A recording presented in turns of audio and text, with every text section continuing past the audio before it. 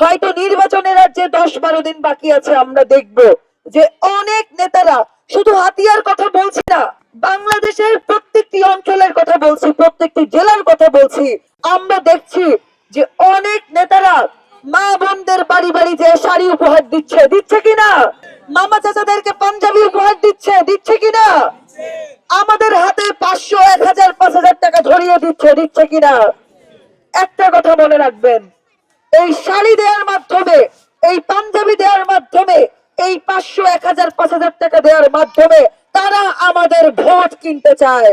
আমাদের ভোট কিনা মানে কি? আমাদের ভোট কিনা মানে আমাদের বিবেককে কেড়ে ফেলা। কিন্তু কথা হচ্ছে, আমরা এগুলো এখন বুঝি না। এখন কি আর আগের দিন আছে? এখন আগের দিন আছে? এখন শাড়ি পাঞ্জাবি আর 500, 1000 টাকা দিয়ে কি আমাদের ভোট কেনা যাবে? ফলে এই শাড়ি পাঞ্জাবি দেওয়ার সংস্কৃতি যারা ফিরিয়ে আনতে চাইবে, তাদেরকে আমরা প্রতিহত করতে পারবো না। তাদেরকে আমরা প্রতিহত করতে পারবো না। এই যে মামা চাচারা, এই যে গত পরশুদিন আমাদের অনেক নেতা কর্মীর উপর হামলা হয়েছে, আপনারা তারপর প্রতিবাদী মিছিল করেছেন না? আপনারা মিছিল করেছেন না?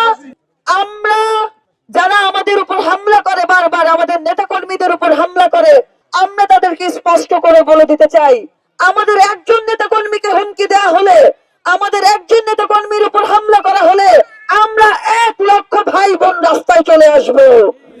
আমরা 1 লক্ষ ভাই বোন একসাথে আপনাদের বিরুদ্ধে দুর্গ গড়ে তুলবো। আমরা একসাথে প্রতিরোধ গড়ে তুলবো। আমাদের কাউকে ভয় পাওয়া যাবে না। আমরা কি কাউকে ভয় পাবো? আমরা কি কাউকে ভয় পাবো? আমাদের বিবেক আছে না?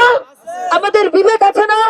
আমরা ভোট দেওয়ার ক্ষেত্রে আমাদের বিবেকের কথা শুনতে হবে। যে আমাদের জন্য লড়াই করেছে, যে আমাদের জন্য সংগ্রাম করেছে, নিঃস্বার্থভাবে ক্ষমতায় না থেকে, তার প্রতি কি আমাদের ইনসাফ করতে হবে না? তার প্রতি অবশ্যই আমাদের ইনসাফ করতে হবে।